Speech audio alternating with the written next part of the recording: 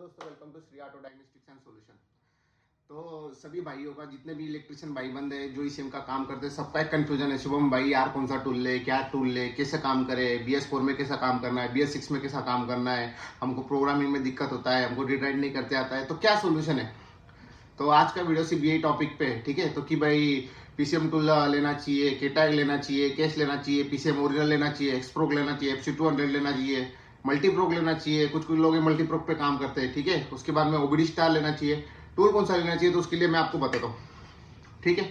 तो सबसे पहले अपन बिगिनर लेवल से चालू करते हैं। बिगिनर लेवल में क्या मतलब, जो बंदा मतलब जैसा अभी काम कर रहा है, ऑटो इलेक्ट्रिशियन था जो लाइट टिल लैम्प वायर का काम करता था, वायरिंग इंजन रूम का वायरिंग वगैरह बना लेता था, और उसको ईसीएम का रिपेयरिंग का सीखना है, और उसको ईसीएम रिडायरेक्ट कैसा करते हैं, कैसा काम करना है, ईसीएम रिडायरेक्ट से क्या होता है क्या नहीं होता है, उनके लिए टूल बताता हूँ। तो सबसे बेसिक टूल लगता है कार लाइन के लिए चाहिए, ट्रक लाइन के लिए चाहिए, तो बेसिक टूल है अपना पीसीएम टूल। ये जो पीसीएम टूल है तुम्हारा 67 in 1 ये से डब्बे में आता है। और तुम्हारा दूसरा है केटैग और केस। केटैग और केस जो है ये तुम्हारा कमर्शियल में भी यूज हो सकता है, कार लाइन में भी यूज हो सकता है, ठीक है। जो लेकिन तुम्हारा केस है, केस में भी कुछ कुछ का काम होता है, मशीनरी का काम होता है, लेकिन देखो वो मशीनरी का काम अलग हो जाता है। अपना कार ट्रक वालों के लिए बात चल रही है यहाँ पर, ठीक है। तो पीसीएम टूल है अपना। पीसीएम टूल में क्या क्या काम होता है मैं आपको बता देता हूँ। पीसीएम टूल में अपने BS4 और 2019 तक जितने भी EDC सीरीज के बोर्ड थे वो सब रीराइट हो जाते हैं इन बेंच मोड। 90% काम होता है। मैं ऐसा नहीं बोल रहा हूँ कि 100% आपका पीसीएम टूल में काम हो ही जाएगा 2019 तक BS4 की गाड़ी का, लेकिन मैं क्या बोलता हूँ, ऑलमोस्ट जितने भी EDC सीरीज के ईसीएम है उतना तुम्हारा काम हो ही जाएगा पीसीएम टूल के अंदर। अभी बात आई तुम्हारे किस पे, केटैग पे। केटैग जो टूल है ये तुम्हारा लगभग कार के सारे ईसीएम रिलेट कर देता है, ठीक है। लेकिन इसका क्या प्रॉब्लम है, जो नए जो लोग रहते हैं उनको सोल्डरिंग में दिक्कत आती है, सोल्डरिंग करना पॉसिबल नहीं होता है उनसे। तो क्या करते हैं भाई, केटैग उनको चलाना थोड़ा सा मुश्किल है। क्यों मुश्किल है? क्योंकि उसमें सोल्डरिंग है। सोल्डरिंग से क्या होता है, कभी इधर उधर वार लग जाती है तो ईसीएम खराब होने का बहुत सारा प्रॉब्लम रहता है, ठीक है। अभी केटैग के अंदर तुम्हारा कार का 80% का काम हो जाता है, ठीक है। बचा तुम्हारा पीसीएम टूल। पीसीएम टूल में तुम्हारा बेंच मोड में काम हो जाता है।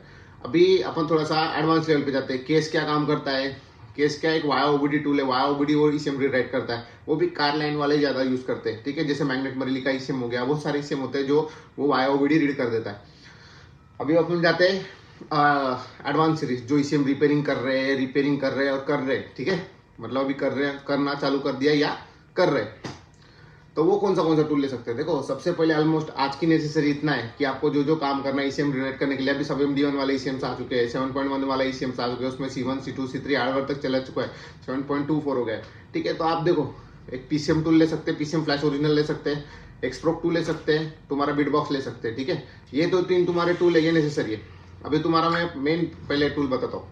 पीसीएम टूल के अंदर क्या क्या होता है। पीसीएम टूल के अंदर तुम्हारा MD1 का काम हो सकता है, 7.1 का काम हो सकता है, और तुम्हारा डेंसो का काम हो सकता है। डेंसो का कौन सा, जो अर्टिगा वगैरह ये जो गाड़ी है इसका काम पीसीएम टूल कर लेता है, ठीक है। इन बेंच मोड उसमें जो 72530 वाली IC रहती है उसका काम हो जाता है। IN83 वाला IC होता है जो तुम्हारा अर्टिगा न्यू अर्टिगा में आता है, 4 MB का डेटा वो हो जाता है उसके अंदर, ठीक है। और तुम्हारा MD1 का तो काम 100% करता ही है, ठीक है। उसमें चेकसम का भी दिक्कत नहीं, कोई नहीं। अभी बात आती है बिटबॉक्स और पीसीएम टूल। तो अभी दोनों सेम ही टूल है, इनमें सिर्फ डोंगल आएगा, हार्डवेयर अपना पीसीएम फ्लैश का ही रहेगा। लेकिन प्रॉब्लम क्या होता है, जो बिटबॉक्स एज कम्पेयर टू पीसीएम बहुत महंगा है, ठीक है। इसका रेट ज्यादा ही है। अभी फॉर एग्जांपल अगर यहाँ पर अगर 10,000 रुपये का MD1 का लाइसेंस है, एग्जांपल दे रहा हूँ मैं आपको, रेट नहीं बता रहा हूँ, ठीक है। अगर 10,000 का लाइसेंस पीसीएम टूल के अंदर रहते हैं, वही तुम्हारा बिटबॉक्स के अंदर 30,000 के आसपास लाइसेंस है। तो इतना उसमें वास्ट डिफरेंस है, लेकिन उसका काम करने का तरीका अलग है। इसका फाइल अलग बनता है, उसका फाइल अलग बनता है, ठीक है। लेकिन बोथ टूल सेम है। बचा एक्सप्रोक 2। देखो एक्सप्रोक 2 की आज की कंडीशन ऐसी है, एक्सप्रोक 2 के सिवाय इंडियन मार्केट में 7.1 का EEPROM कोई रीड नहीं करता था। अभी आ गए टूल जैसे FC200 हो गया, FC200 में भी उन्होंने अटैचमेंट लाया, लेकिन जो एक्सप्रोक 2 बना था वो 7.1 के EEPROM रीड करने के लिए बनता है, ऐसा बोलने में कोई दिक्कत नहीं है, ठीक है। एक्सप्रोक 2 के अंदर तुम्हारा 6.2 वाला जो ईसीएम आता है, डेल्फी वाला, वो भी काम होता है। 6.2 AP, उसमें 7.1 वाला जो आता है तुम्हारा, उसका फ्लैश EEPROM दोनों करता है। उसमें तुम महिंद्रा का ईसीएम रीड कर सकते हैं, फोर्स का ईसीएम कर सकते हैं, आइसर का कर सकते हैं, टाटा का कर सकते हैं, डिपेंड करता है आपको जो करना है। वो 7.1 ईसीएम लेने देना उसको ऐसा नहीं है कि भाई ये टाटा का ही है, महिंद्रा पीसीएम फ्लैश जैसा नहीं उसके अंदर, ठीक है। और दूसरा टूल हो गया तुम्हारा FC200। FC200 देखो अभी ये अंडर डेवलपिंग टूल है, समझ रहे हो। ये तुम्हारा MD1 का काम 100% कर देगा, ठीक है। लेकिन इसमें 7.1 के लिए आपको फ्लैश रीड कर देता है ये बेंच मोड के अंदर, लेकिन आपको EEPROM रीड करना है तो उसके लिए अटैचमेंट लेना पड़ेगा। अभी तुम्हारा टूल क्या बचा, तुम्हारा PCM टूल हो गया, बिटबॉक्स हो गया, हेक्सप्रो हो गया, FC200 हो गया, अभी तुम्हारा बचा KT200। तो KT200 को लेके बहुत सारे लोगों का कंसर्न है सर ये KT200 टूल कैसा है। तो मैं आपको KT200 टूल के बारे में बताता हूँ। वो उसका मर्जी का मालक है, पहली बात तो वो जब चालू होता है तब चालू होता है, जब चालू होना है नहीं होना है, ठीक है।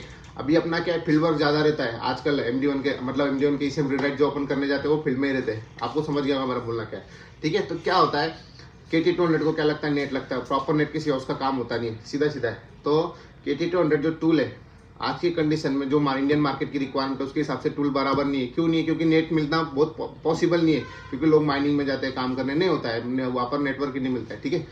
तो KT200 में सजेस्ट नहीं करता हूँ, मैं सिर्फ 2-3 टूल ही सजेस्ट करता हूँ। एक PCM टूल ले लीजिए, एक एक्सप्रोक ले लीजिए। मल्टीप्रोक लेना है तो मल्टीप्रोक भी बेस्ट है। मल्टीप्रोक तुम्हारा 90% जितने भी मॉडल है ESL BSM हो गया, SMK हो गया, तुम्हारा IB हो गया, ये सब रीड कर देता है। MD1 का eSIM भी रीड कर देता है, M2 का भी कर देता है, तुम्हारा जनरेशन 3 तक का अपडेट उसके अंदर, जैसा FC200 में सेम उसके अंदर भी सेम ही है। लेकिन ये मल्टीप्रोक टूल ही अलग है, ठीक है। ये सिर्फ IC रीडर करके टूल है। मल्टीप्रोक मतलब क्या है, ये सिर्फ IC रीडर टूल है। ये जो FC200 ये सिर्फ ECM रीड करने के लिए टूल बना है, ठीक है। और ये तुमको बता दिया मल्टीप्रोक के बारे में हो गया, PCM टूल के बारे में हो गया, बिटबॉक्स के बारे में हो गया, PCM फ्लैश के बारे में हो गया, KTM बेंच के बारे में हो गया, KTAC के बारे में बता दिया आपको, केस के बारे में बता दिया। अभी ये जो टूल है ये सब बेसिक टूल है, ये अपने को लेना ही पड़ेगा। बिगिनियर के लिए मैंने आपको अलग टूल बता दिए और तुम्हारा एडवांस लेवल के लिए अलग बता दिए कि एडवांस लेवल के अंदर आपको ये टूल लेना ही नेसेसरी है, क्योंकि इंडियन मार्केट का नीड है, इसके सिवा तुम काम नहीं कर सकते, ठीक है। अभी ये तुम्हारा हो गया प्रोग्रामिंग टूल को लेके, ठीक है। अगला वीडियो में इसके बारे में बताऊंगा कि की प्रोग्रामिंग के में कौन सा टूल लेना चाहिए, कौन सा टूल नहीं लेना चाहिए, ठीक है। तब तक के लिए गुड बाय, थैंक्स।